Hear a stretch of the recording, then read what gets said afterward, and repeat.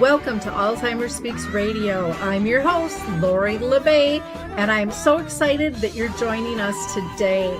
We are going to have a fascinating conversation as usual as we learn from people all around the world at all ages and stages of life. Stay tuned as we shift our dementia care from crisis to comfort.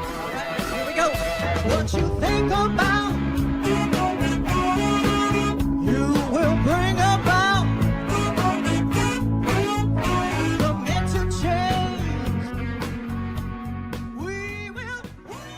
Well, hi, everyone, and welcome to Alzheimer Speaks Radio. I'm thrilled you're here with us today. If you liked our opening music, it's called Clarion Call by the Mark Arneson Band, and you can find them on any of your favorite music platforms to download.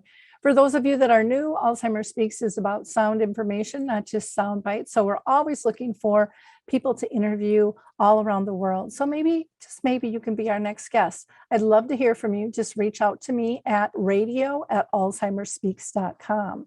Now, World Alzheimer's Month is this month, and so we've got a jam-packed month of shows, which is really fun. And tomorrow, the Alzheimer's Disease International Organization is going to be releasing their annual report, which is about the journey of getting diagnosed. And I know that that's going to be a fascinating one. If you are looking for support and connection to services, products, and tools, please check out dementiamap.com. We've got about 150 categories. There's lots of information and lots more coming on every day. So if you provide a service, product, or tool, we would love you to join us as well. Want to give a shout out to the Project Care study. They still need about 50 more people. They're studying stress levels of care partners. So you can email them at careduringcovid@rice.edu. Also, if you are looking for a support group, we have Arthur's Memory Cafe, sponsored by Arthur's Senior Care, and that is the second and fourth Wednesday of the month. That is virtual from 1 to roughly about 2:30 in the afternoon. That is Central Time. And then I also facilitate a in-person group just for care partners, and that is sponsored by Brookdale Senior Living of North Oaks, and we meet at the Shoreview Community Center the last Wednesday of each month at 10 a.m. And again, that is Central Time. We have a couple of international events that we're going to participate in. The Plymouth International Virtual Dementia Conference is going to be held October 27th, November 3rd, and November 10th. And their theme is challenge and solutions during COVID in this world. I'll be speaking the first day, that's Wednesday, October 27th, but it is free and we would love people to participate in that. Also, another international conference is being held on November 2nd, and that is brought to you by the Dementia Research Charity Brace, and their topic is Dementia Together, and I will also be part of that international conference as well. And for those of you that are looking at end-of-life choices, Compassion and Choices is having a virtual summit event on October 6th. And you can find out information about all of those by either emailing me, radio@alzheimerspeaks.com, or going to our website. Last I will mention is the Brain Donor Project. We can't find a cure if they don't have brains, and they need both healthy brains and those that are diseased. So just go to the braindonorproject.org. Introducing the life-changing footbar walker. I'm Peggy from Danville, Kentucky, and I'm 91 years old. The footbar walker revolutionized my care of George. It absolutely benefits the patient and the caregiver both, and that's the beauty of it. It's so easy to use. It folds up just like a dream. I got it in and out of the car without any effort at all. The saving that I made from having to put him in a nursing home came to about $192,000. Does someone you love use a walker? Do they struggle struggle to get up from a seated position? Are you a caregiver dealing with physical pain and stress as you help your patient? The Foot Bar Walker was designed to assist not only the patient, but also the caregiver. Patients have more control standing up, and no lifting from the caregiver is required. See how it works at thefootbarwalker.com. That's thefootbarwalker.com. Peggy, would you recommend the Foot Bar Walker? Do I ever? I would not be in the health that I'm in today at this age had it not been for the Foot Bar Walker. Now let's get to our guest today. I know you're going to enjoy her. Well, Carla, I am so excited to have you with us today. For those of you that are new, Karla Hult is an Emmy award-winning journalist. She has won the Edward R. Murrow and Walter Cronkite Award. I mean, talk about pretty prestigious. So kudos to you. She also founded a company called So Many Goodbyes, and she did that on Father's Day just really recently. And her company is all about helping people on the Alzheimer's journey. And she does that through mentoring, workshops, and public speaking. So like I said, Karla, I'm really excited to have this conversation with you today. So thank you for squeezing us in. Thank you so much, Lori. I am so grateful for the conversation and for making the connection to you. I know you are a warrior in this fight against Alzheimer's. So I just really feel that immediate connection to you right off the bat. We're pretty brand new and just still taking the world by storm, we hope, and just really wanting to reach out and help people. You know, I ask everybody who is on the show, you know, how they've been touched by dementia. And, you know, I mentioned, you know, with your situation, your father's journey, but can you tell us a little bit more, you know, like when did you start seeing things occurring? Was it you? Was it him? Was it family? Was it the doctor?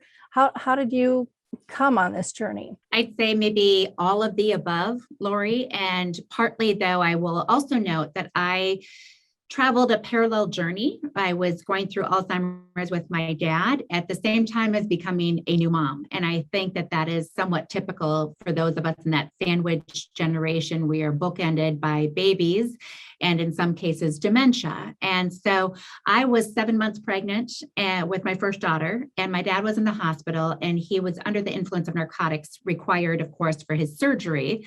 And as a result, and this is an established study where narcotics can give you a preview of what's to come with your Alzheimer's journey. And so while still under the influence, he was delusional and very confused. And we experienced that and we thought, uh-oh, because Alzheimer's was in his family, but this was so sudden and so unexpected that we thought, no, it can't possibly be happening now and in this way. And sure enough, it was just a shortened preview, but that did give us an idea of what was to come, because after that, he did regain a lot of his ability to remember and to function, but his decline started then, or at least we started noticing then. And first of all, it started with us as children and my mom as his partner. And it took some time for my dad to really accept what was happening to him. And we encouraged doctor's appointments. And because he was so proud, and I think that this is consistent among a lot of people who are on this journey where their loved one might be in denial. And because we wanted to respect where he was coming from and the strong person he's always been throughout his life, I creatively navigated how to deal with it. And so I literally called his primary care doctor and just planted seeds of, can you look into this and can you refer my dad to a neurologist?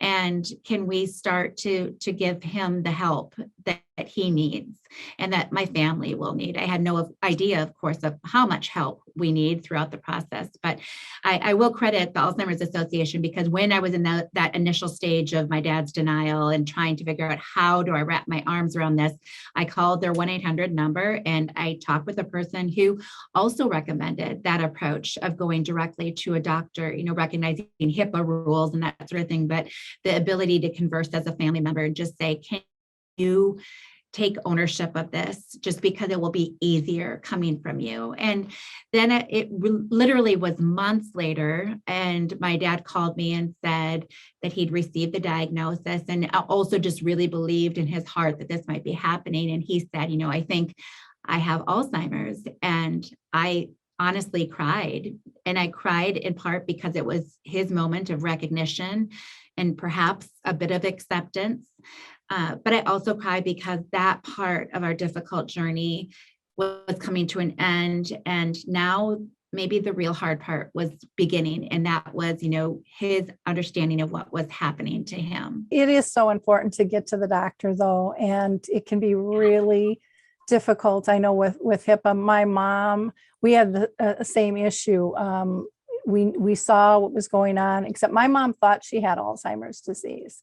But for 10 years, her doctor of 40 years kept telling her it was menopause.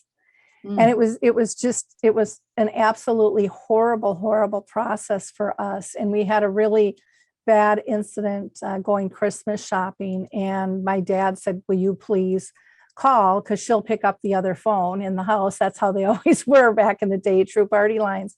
And the nurse didn't want to talk to me. And I had to get really stern with her because she was throwing HIPAA at me. And I said, I'm not asking for information. I'm giving you information and you better take this down because this is really serious. And she said, oh, okay. And she did. And what I wanted to have happen was have the doctor call back and just say, Dorothy, you were in 2 weeks ago for a physical. I know you asked about this. I was talking with colleagues. Why don't you come in? I found some tests we could do. That's not what happened, though. They instead, the nurse called my mom the next day and she said, your daughter called and your whole family thinks you have Alzheimer's, which was not at all what I said. I said, I don't know if she's had a stroke. I don't know what, but it was horrible, for us. And getting to the right type of physician, that neurologist and that specializes in dementia is really, really important. I can't stress that enough because it will make the journey easier once you know what you're dealing with. Is as hard as it is to accept, it will make it easier in the long run because you know what you're fighting against then and what you're trying to support. So thank you for that. Now, you launched your company, So Many Goodbyes, and I know that you did a television kind of documentary really on your journey with your dad and shared it. It was beautiful. I know I welled up several times, watching you with that.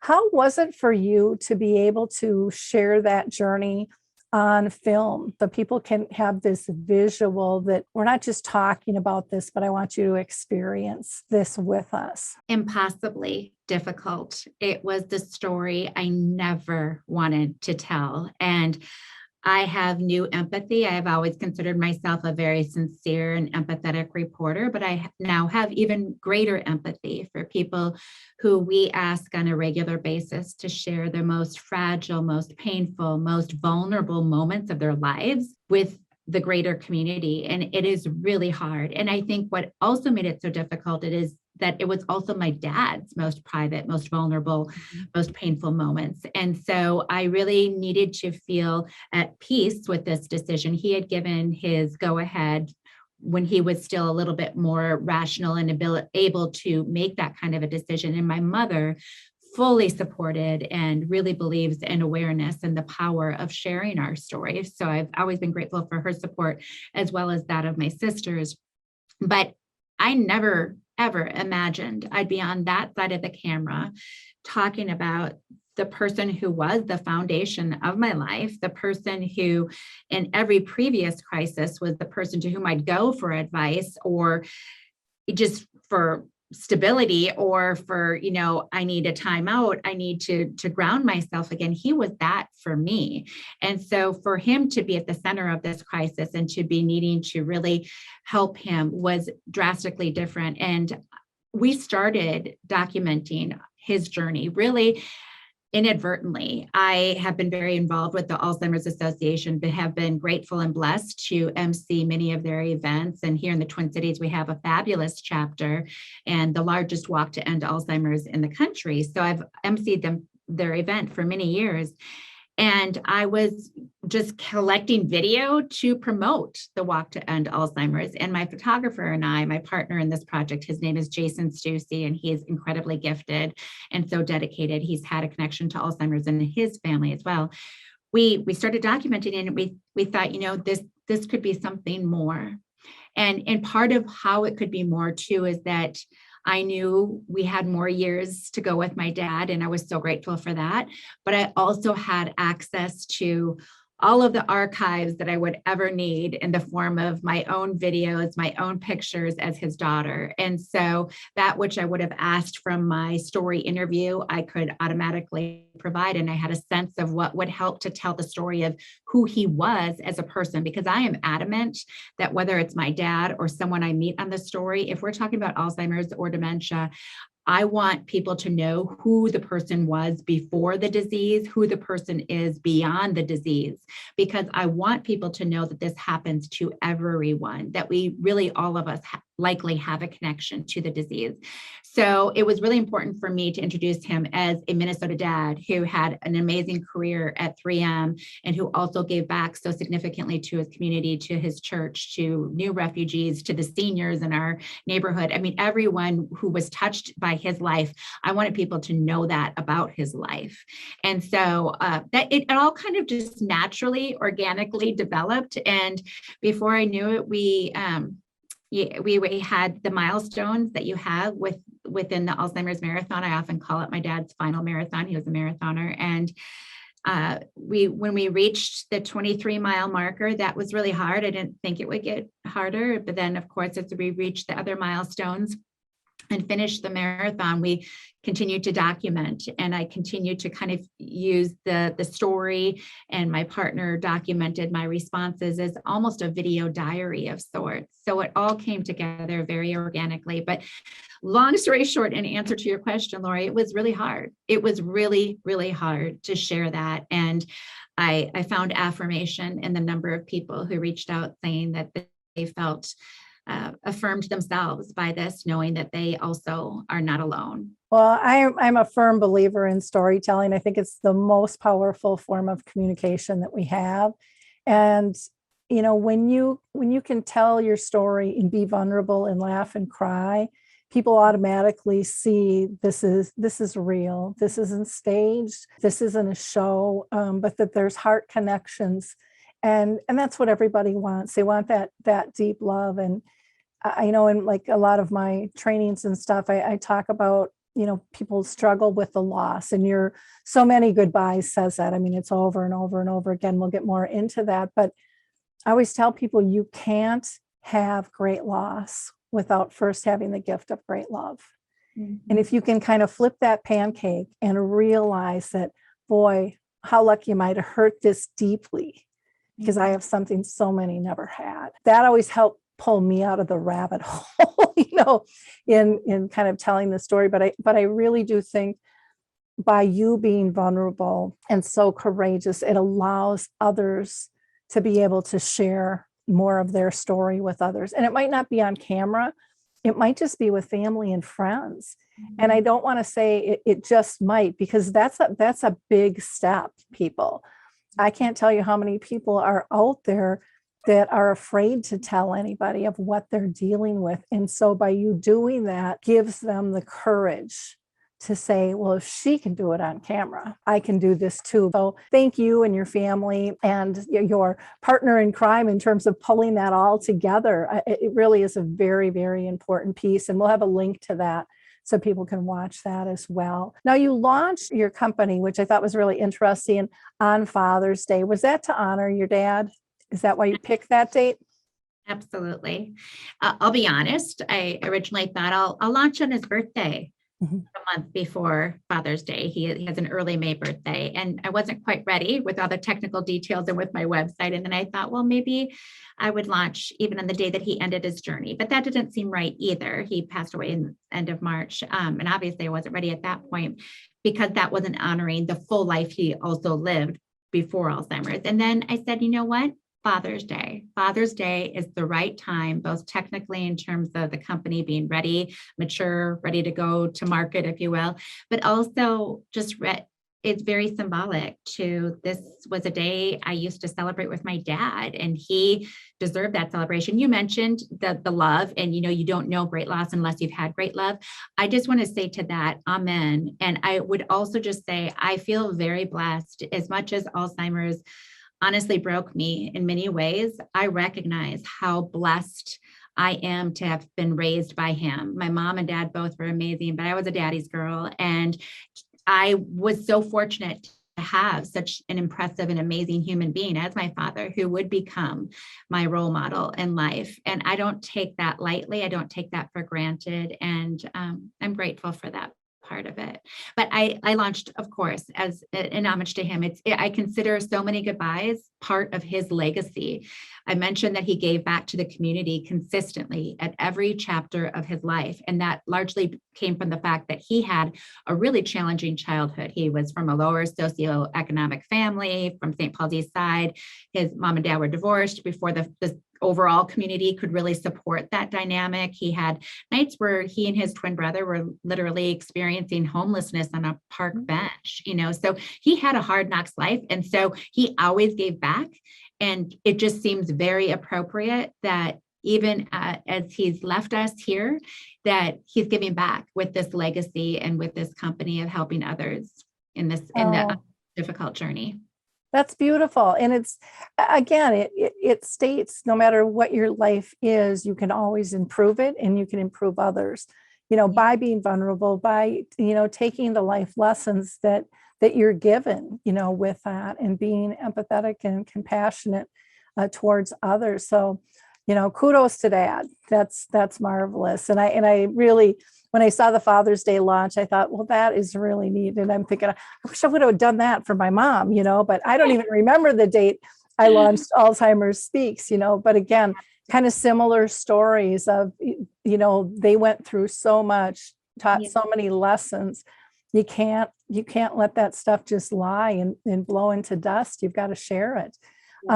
So I want to talk about, so many goodbyes, because one of the things that you do, one of the services you provide is mentoring families. And a lot of people don't even know what that is, how that works. So I'm wondering why you felt that was necessary and how can that help families on their journey? I think when I answer that question, and I want to acknowledge what does exist in our community, right? We have the Alzheimer's Association with their vast resources and the support groups that they offer. We have the memory cafes that I know you've been involved in so extensively, Lori. And there are these different organizations and opportunities to connect and to get advice and to get that feedback that you need. But I will be honest, as a working mom of two little girls who was incredibly close to her dad and who was just trying to do it all, I didn't have the time literally in my schedule to attend multiple support groups. I didn't have a connection that was super personal on the ground through the Alzheimer's Association. I think that organization, within that battle that I sometimes describe, this big war we're fighting against this awful disease, I consider them a general. But they still need soldiers, captains, lieutenants, and maybe I promoted myself with this company to a captain, but they're still the general. But they need our help. They can't win this alone. And I think back to when we made those early connections to the Alzheimer's Association, I still didn't feel like I had an on-the-ground coach, an on-the-ground mentor who maybe could just listen to me or give me an idea.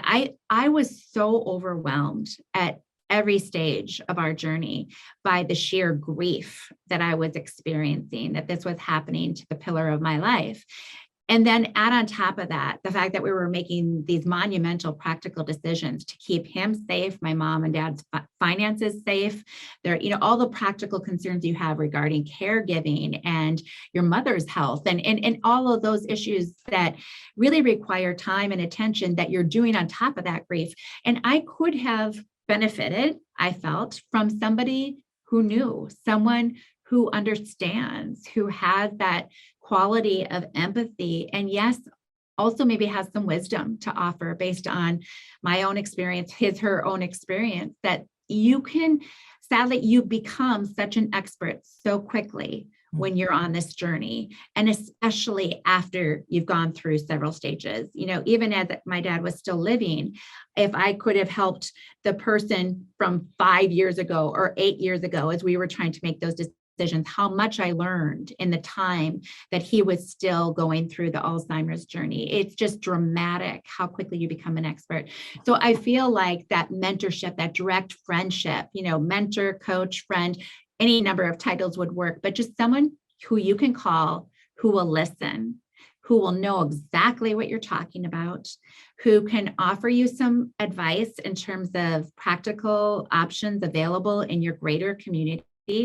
And this is where my roles as daughter and also reporter probably play a part. I've literally had families already who've said, I am fit to be tied. I've just moved to this new community. I don't know what to do. I'm exhausted. And I literally took it upon myself to become the reporter and research all the options available to them in terms of elder care support, and gave them this contact person and several other organizations and programs that they could participate in, that based on the feedback I'm getting has made a world of difference. So that's kind of what a mentor, I believe, does. My biggest role in mentoring families is to listen to them. And then if they have a pause or if they're asking for advice, offer what I can. And where I don't have the specific understanding, expertise, or knowledge, then I go and I research it for them. That is what mentoring for me is all about. And correct me if you have a different vision on this, but mentoring isn't fixing, it's not taking over. It's really supporting and inspiring you to live your best life with, whatever direction you want that to go. And, for people dealing with dementia, I mean, they're getting shot at from all different angles. Like you had mentioned earlier, you've got your dad, but you're worried about your mom. Got to figure out the finances. You've got the doctor's appointments. You've got the medications. I mean, the list doesn't stop. You have their circle of friends. Do we tell them? Don't we tell them? How are they going to get around? I mean, it really can be overwhelming, even to figure out a med sheet.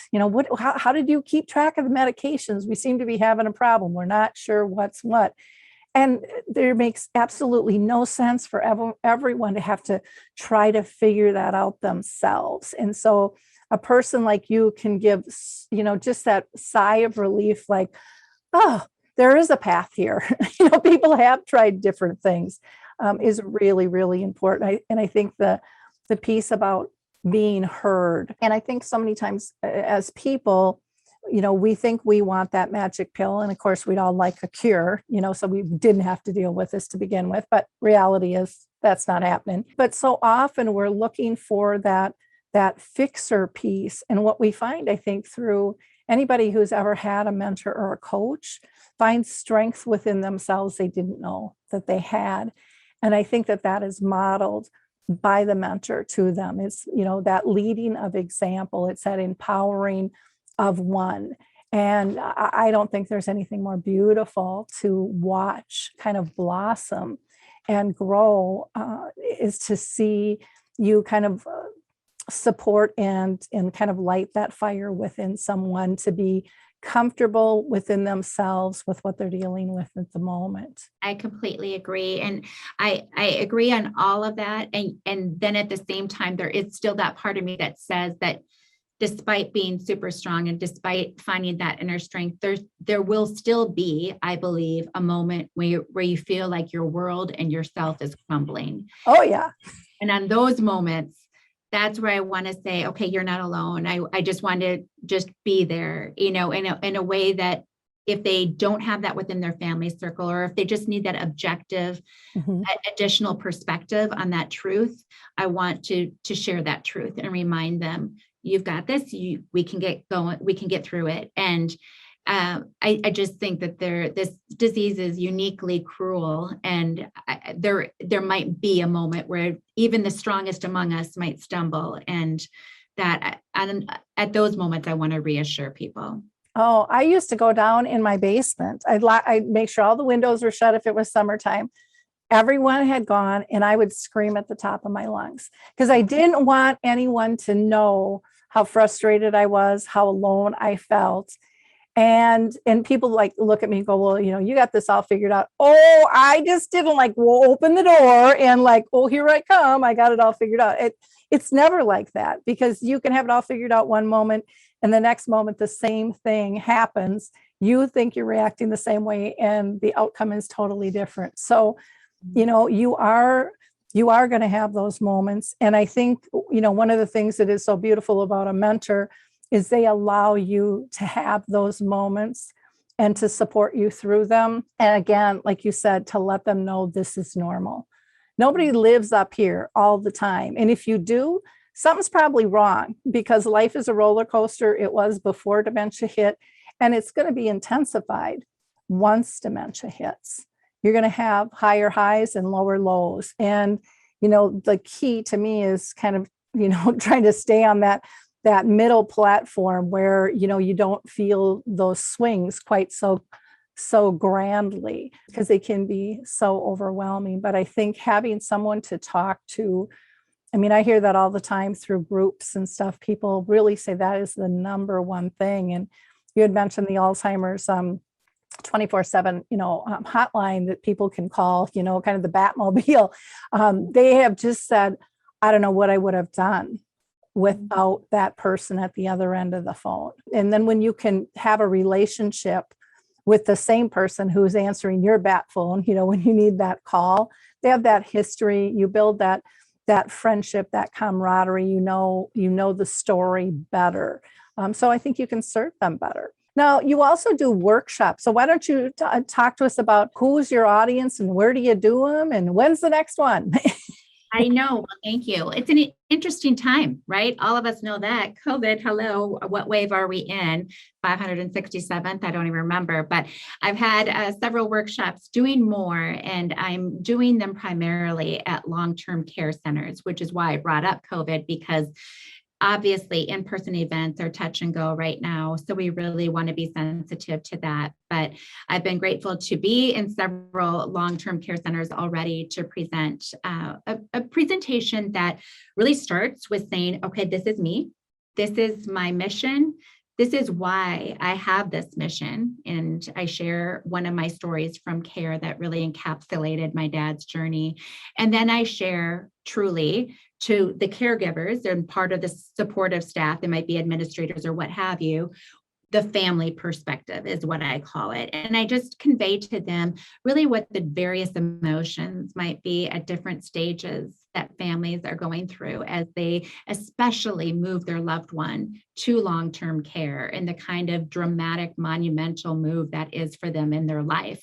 Not to say that caregivers and those working in the long-term care community don't appreciate that, they do. I really believe they are the heroes among us doing the most critical work in our greater community, but just trying to drive home the really innermost insights of what families are thinking at that critical moment. Then I also offer some strategies and what I have observed as being really successful ways to both communicate with families and also to work with our loved ones who are experiencing this dementia, and to, really find the person again beyond the disease. So that is one audience that my workshops serve. The other audience that we serve are the families. And so that audience is, loved ones, partners, children, neighbors who are particularly close. So the community that might be moving their loved ones to that long-term care community, or even considering it, or maybe they've been there for a long time. However, the long-term care community defines the family category is kind of who that particular workshop is designed for. But the ultimate goal of both workshops is to just bolster the bridge between caregivers and families. And it's not to say that that bridge doesn't exist already to some degree, but it needs to be reinforced, because the crisis that we see down the road is only building, and there'll be more families. And we also know that there are fewer caregivers. And we also know the reality of how honestly poorly paid and in some cases poorly trained caregivers can be. So to try our best to at least improve the communication and the understanding, and to have that as a starting point so that we can try to ensure the most dignified, respectful care for our loved ones as possible. That's really what the workshops are designed to do. There's a lot of more specifics within it, but that's the ultimate goal. And so the ultimate goal also would be to help our loved ones. Well, it's kind of funny because when you're talking about the bridge, I'm like, that's it. It's our infrastructure, which is all over the news these days, but it's really important to make sure that those bridges and walkways go two ways, and that people know how to find them. Where are they? To me, that's one of the things that's lacking so much. And that's why we created the dementia map, to help people find those bridges throughout. But I love your approach in terms of your workshops and your insights. As you mentioned earlier, the Alzheimer's Association, I know you're a big advocate and have supported them, and you're going to be emceeing the walk, or have emceed the walk, I should say, that just happened this past weekend. And I'm wondering, what has that experience been like for you as a whole, publicly standing up for the association in terms of what it's meant and the difference? I mean, there's so many things, especially with being a journalist, that I'm sure you're tugged on, to represent and to kind of help be a spokesperson for. Were you experienced with them prior to your dad, or did that all cultivate because of your journey with your dad? It was all natural and organic again, and it was directly related to my dad. I have a master's in international affairs, and because my dad was so involved with helping the Hmong immigrants and refugees in our community get settled here in Minnesota, I was always very involved and a strong advocate for international issues and specifically related to refugee issues. So when I would MC a lot, I MC across the board. I do a lot of MCing for those experiencing homelessness and other organizations too. But I would do a lot of work with specifically places like the American Refugee Committee, now Alight. But I always really tried to seek out those causes that were most personal and for which I could be most passionate. So when my dad started this journey, and when I started to discover the value and the richness of the Alzheimer's Association, and the difference it was making in my family's life, it was just a natural segue to helping them with MC duties. They actually came to me first. It wasn't like I had come to them. They, I think, knew maybe I'd posted at some point or whatever, but they asked me if I would MC, and then that just started our relationship. And in terms of my public appearances for them, in terms of being in front of a group, I will say there's no pro Alzheimer's group. And so there's no issue of being controversial and saying, I hate this disease. I will do whatever I can to help families on this journey. There's never going to be that, this polarized moment in our greater community. I don't have to worry about polarization when it comes to this particular issue. So it's a no-brainer to really be involved. Pun unintended, just to be really involved in all neurological issues, really Parkinson's and ALS as well, for that matter. I have a dear cousin who recently passed away to ALS. So again, where I have connection, I will pursue it, and I'll bring the passion that comes with it. And in terms of being there and being with what I often call my extended Alzheimer's family, I have received so much more than I have ever given. And that is because, and this is part of why I started so many goodbyes, I think that there is just a natural relationship, a natural understanding. When you say to someone, I lost my dad to Alzheimer's, and if they know that journey, they immediately feel for you and grieve with you and appreciate where you've been, where you've come. And I think that is invaluable. And so when I've stood in front of those audiences, I've broken down often, and they've literally applauded me to continue. And in that applause, I've felt their love and their sheer support.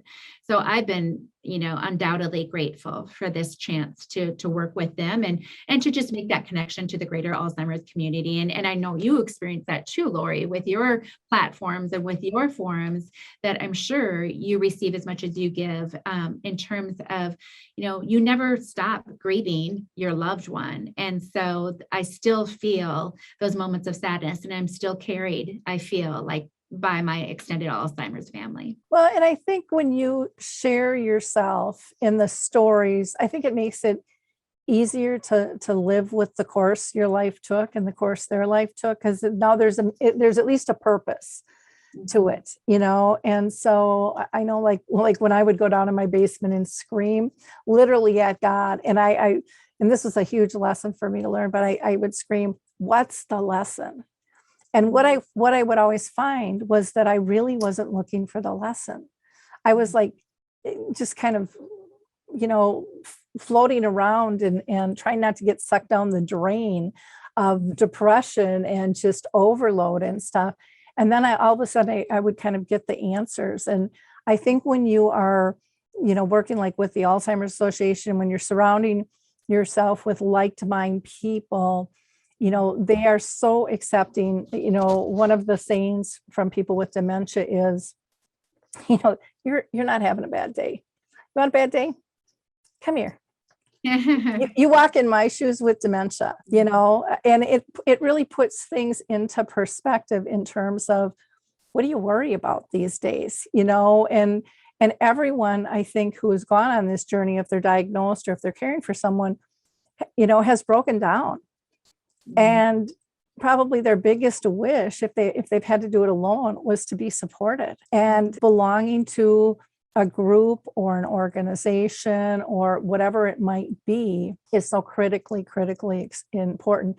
I know just even on the Alzheimer's walk, you could feel the energy, of all the people coming together. And it's not this depressed, icky energy. It's about life and living and sharing stories and feeling connected. And it's really quite powerful if you haven't participated at that level. And did you build a team at all for your dad, or? Yeah, we've had the Hult's Heroes for several years.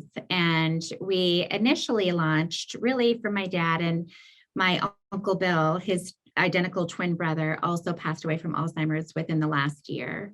And so he was initially not as public about it. So then we added my Uncle Bill. And the fact of the matter is I've extended it to make it Hult's apostrophe after the S, because of the fact that 4 of the 5 of my the children in my dad's family, so 3 of his 4 siblings all ended up passing away from Alzheimer's as well, and which is really quite remarkable. So I really, honor that generation in our family who were such role models of truly selfless service and giving back, and really made a mark on our community. And so now we are Hult's Heroes in honor of my Uncle Dick, my Aunt Mary Jean, my Uncle Bill, my dad, and honestly, the generation before that, my Grandpa Stan. I mean, it goes on and on, as many people with Alzheimer's in their family can attest. So we do find it so powerful on that day. And you mentioned some of the feelings that you experience when you are surrounded by people holding those purple, orange, yellow, blue, white now flowers, is that I also feel like one of the emotions I feel is just love, that, transcends everything else, and that can really, truly get you through that moment of ultimate and impossible challenge. When you gather in a group, especially that size, it's not just an event, it's a movement. I mean, and you can feel that it's a movement. What surprised you the most about Alzheimer's disease, and what people know or don't know about it, even within your own family? I think there is so much reluctance. There's the initial denial of the person who's himself or herself journeying with the disease, and that's hard. But then what is a little bit surprising is when other beloved family members really just don't want to acknowledge, accept the reality within our mutual loved one. So, they might still say, Bob, why can't you do this? And, or whatever, there's that frustration. And you can say it's science, it's medicine, it's the disease, but still the person that they know is, leaving them for, something that they visibly cannot see. And that is really challenging. And I think that is a surprising part of this disease, and that you expect that people will be able to make the transition as your loved one is medically making the transitions, but our mind and maybe our devotion to our loved ones doesn't always work that way. We fight against it in every way possible, and we want this person to stay with us as long as possible, even if that is defying the biology and what is physically happening to them in that moment. It's shocking, but it's also probably human nature. Yeah. Well, and I think the physical changes are, they trigger the emotional reaction. And there's so many people that don't deal with their emotions. And just because it's tied to a loved one doesn't mean that they're going to accept it. If that's kind of their pattern. I think of my 2 brothers, they really didn't want to step up and step in because it was so painful. They wouldn't give themselves permission. And I think sometimes I think, did they think they were never going to be able to pull out of that pain? Was that their issue with it? Because, I'm one, and I've always kind of been like this, is the only way you're going to get rid of the pain is to move through it. And you can't move through it if you don't recognize that it's there. And so, but again, I know not everybody's like that. And I hear that's probably one of the biggest complaints I hear from family members is, why don't they get it? How do I change them? And I'm like, oh, let me tell you, I was on that boat for a long time. You're not going to change them. Right. And the day I recognized that I wasn't in control of their life and how they reacted, I had a lot more time to do what I wanted to do in terms of how I was going to care. And it really lightened my burden. I didn't even realize how much that weighed me down. But I think that is something a lot of primary caregivers especially feel. They feel the need to pull everybody in, one for that person, but also to support themselves. And you kind of just end up swirling around. But there are others out there that can help lighten that load as well. Why do you continue to give back to the extent that you're doing? And I guess just in talking with you in this short time, I've seen you, I don't see you letting go of that. I see you probably stepping in even bigger, especially after COVID lifts up. Yes. Get through this pandemic. We can't wait for that. I think I will give back always because I felt fundamentally and completely changed by our journey. And maybe that speaks a little bit to my privileged life. I don't know. But the fact of the matter is that it was so impossibly difficult. I was grieving. I was making those practical decisions. I was exhausted. And I was ultimately just so heartbroken that to think about going through that day in and day out and to imagine people not having every resource that they need to get them through that. I don't want them to go through that. I really don't. I want to be among the tools in the toolbox. I want to be there for people to make it just a little bit easier for them. And yes, it's part of my dad's legacy. It's honoring him because he believes so powerfully in helping other people. But it's also because I was changed. I was changed as a daughter. I was changed as a mother. I was changed as a person. Because I lost him in such, again, I often use this word, in such a cruel way. I think this is a uniquely cruel disease. And I think anyone who has the passion and the ability to help others needs to do so. We are all called, if we can be, and if we have something to offer, I feel we're called to try and make a difference in this area. And so I don't see myself ever shying away or ever pulling back at all. I will celebrate the day that my company is completely dissolved because Alzheimer's is no more. That will be a day that we throw a global party, and the 50 million people who are dealing with dementia throughout the world also celebrate with us. But I know that is really far down the road and is, never a guarantee. And so until that day, I am all in for helping other people. Wonderful. You had mentioned about, was it because you had a privileged life and you had a great relationship, with your dad? But I have also seen a lot of people who haven't had a good relationship with their parents, and they've been called into care. And it's been extremely difficult because, I had a great relationship with my folks too, but there are many families out there that can't say that. And yet the ones that do step in, many of them have healed their wounds through care. And I think the other thing to me that was really important is everything that's good for dementia is really good for all of your life. I mean, all of those lessons lived, you can use them with your kids, with your partner, with your neighbors, with your coworker.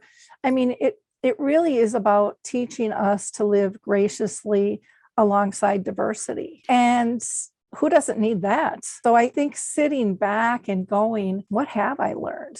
Because there's great advice we can give, but I think sometimes even just having a checklist of what were some of those things, because I know people ask me that, and I've got a list on my blog a mile long, and people are like, oh, wow, I've listened to your stories and I've taken your guidance and I've done this and I've done that, but I've never looked at what am I grateful for other than maybe a healing of a relationship, or, with my mom. I don't know if you experience this, but I always tell people I learned new levels of unconditional love that I didn't know existed. And at the end, and even after my mom passed, I look at it as it was a totally spiritual connection. I mean, we communicated in ways I didn't know existed prior to, because it forces you to be present if you're going to communicate and if you're going to engage. And so I think anybody can learn lessons. I think anybody can give of themselves to others. But I also think in this journey, it's about valuing your relationship and putting that first, because a lot of times we care. And I know I did this in the beginning. It was tasks. It was all about tasks because, I was organized. I was overloaded. I was that sandwich generation. And it was just check it off, check it off, check it off. Because that's how I did everything. But it taught me to slow down and put first, was she safe? Was she happy? Was she pain-free? And then I did my tasks differently. Have you ever made a list of what you're grateful for? Right. And I completely agree. I think that there are moments I do encourage people. I often say, savor the moments you still have. I think that when you're in it, it is easy to fixate on the goodbyes and what you are losing. But I think back to even when he couldn't recognize me anymore, my ability to hold his hand and look into his face and to his eyes, that is something that I miss so profoundly on this day. So I really believe in stepping back and saying to yourself, I still have this person here. I am still able to hug him, hold her, whatever it is, and that matters. And that's still so important, even as I'm overwhelmed by the grief. I just wanted to also respond to what you were saying, about the family's connections to each other and about how some people may struggle with the fact that they didn't have a strong pre-existing relationship. That is part of what, again, I recognize was, my benefit with my dad. It made my journey maybe sometimes harder because he was such a part of me and he was such a huge part of my life and that big thing. But I also believe that because I did have that connection, I could more easily advocate for him. I also had a position with my work where I could be flexible and I could be more present. And so that is part of why with these workshops, I recognize not every family has either that relationship or that specific practical work arrangement that allows them to be as present in their loved one's life at this stage. So that's part of why I'm also trying to provide that family perspective, because we are all forgiven for all the relationships we have in our lives, whether they're good and strong and positive, or if they've had, challenges throughout. It's life and nothing is perfect. And I will say, as much as I build up my dad, he also wasn't perfect. We are all flawed as human beings. I also really believe that. So, some people go into this stage with different dynamics within their relationships. And that's part of what I'm trying to recognize as well. So finally, regarding that gratitude, again, I just think looking back and just being able to really make that deliberate effort to still be present. I think I'm grateful for the times that I was still doing that, but I think I could have been better. I think that, 2020 hindsight, I was so overwhelmed with everything happening that I wish sometimes I was even more present. I did call out my mom on a regular basis because she was especially guilty. I don't want to use that word in a judgmental way, but she was especially apt to do this when we would go to see my dad.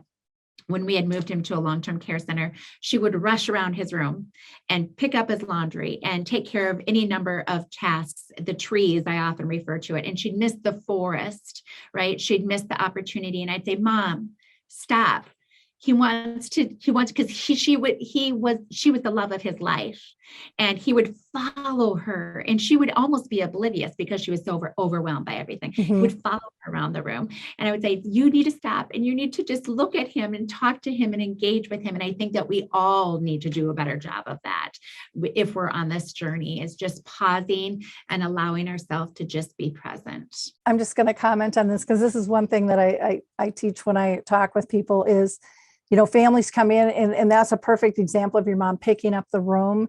And, staff always wonder, nothing ever pleases this person. We're not good enough. And a Kleenex might have just fallen on the floor and housekeeping might have just left. But families, I think, are trained in their mind, especially when you've got limited time that you're going to spend there, to look for problems to fix, because that's the only thing that they can control.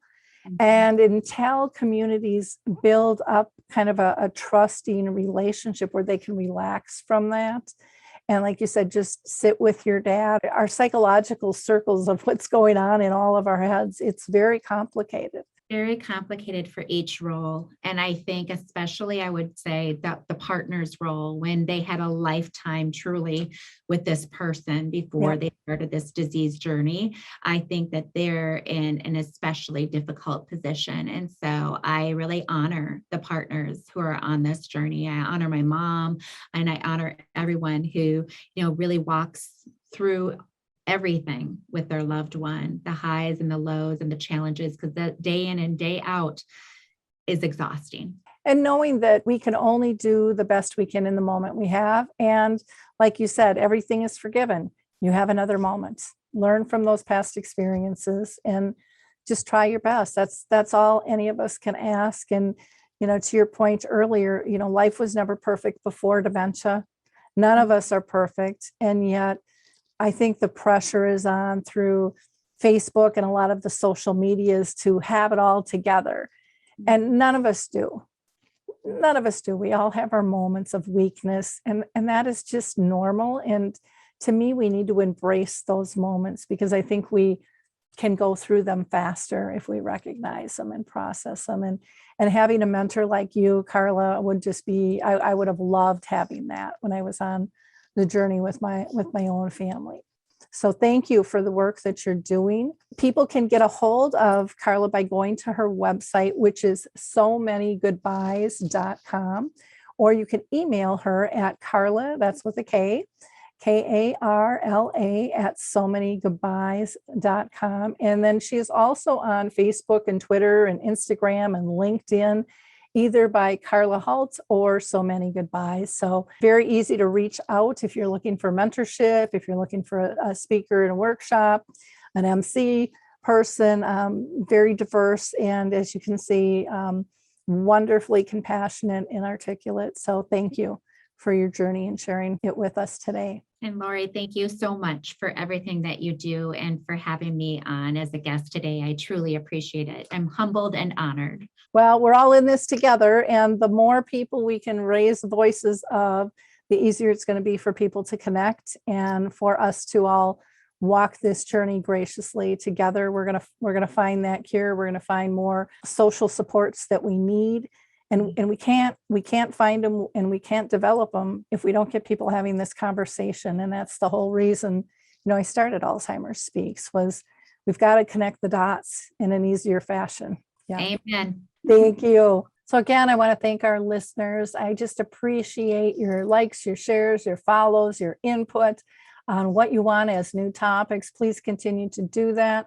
And if you have any questions, you can reach me at radio@alzheimerspeaks.com, or you can just go to our main website as well, alzheimerspeaks.com, which we're going to be launching a new brand here pretty soon. So look for that. Bye now.